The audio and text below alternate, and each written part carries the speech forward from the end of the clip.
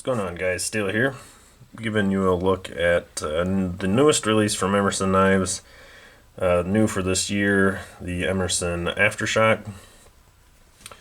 And this debuted, I think, at SHOT Show this year, if I recall properly. This, along with Tactical Quakin, are the only two new releases that they've done this year, I believe. Although he is working on a few other things, I think. I think he's doing a tomahawk, which actually looks kind of sweet, pretty Viking inspired. But yeah, I've carried this a decent amount. It's a nice Bowie shape. Specs and all that, you can look up. But I've kind of gotten into Emerson's just as like a change of pace.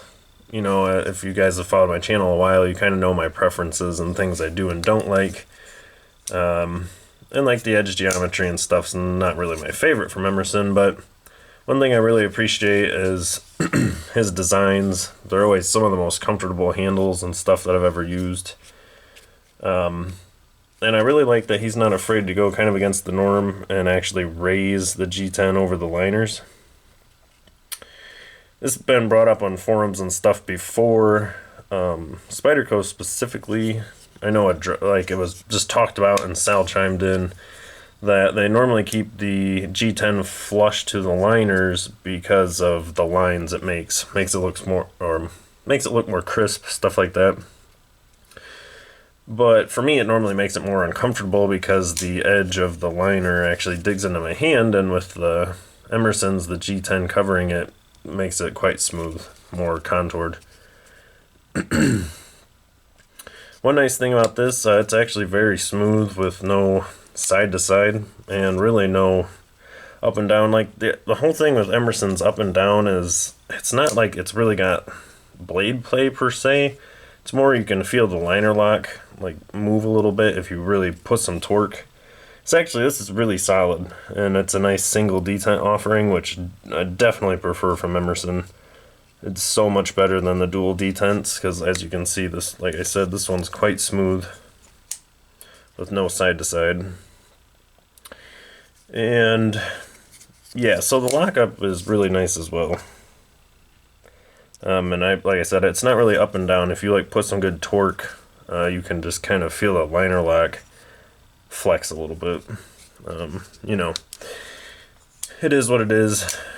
But I highly doubt I'm really ever going to use this thing. I don't think I would make it fail, even if I had to use it in self-defense.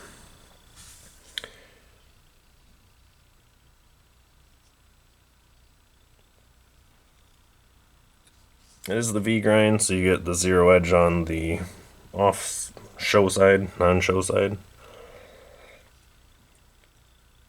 But yeah, I really like the shape, really like the handle. I don't have another Emerson to compare to right now. I sold my Roadhouse just to fund other things. The handle's actually really similar to the Roadhouse, though, other than on the Roadhouse, this is a little less ramped, but super comfortable. No hot spots. And it does on Teflon washers. I know there's a lot of hate on Teflon washers. I don't even see why, because I have my Hinder XM18, super smooth, no side to side. If nobody had told me they were Teflon washers, I wouldn't have even realized. Actually when I was flipping it the first few times, I thought it was phosphor, and then I remembered that Hinder uses them. I'm pretty sure Bob Trezzola still uses them on his customs.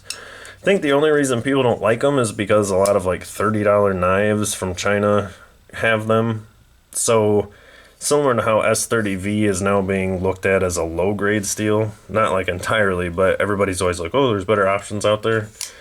Teflon washers are looked at the same way, just because you can get phosphor bronze or bearings. But seriously, like I said, it's rock solid, no side to side at all, and it's still very smooth for an Emerson. A lot of people know.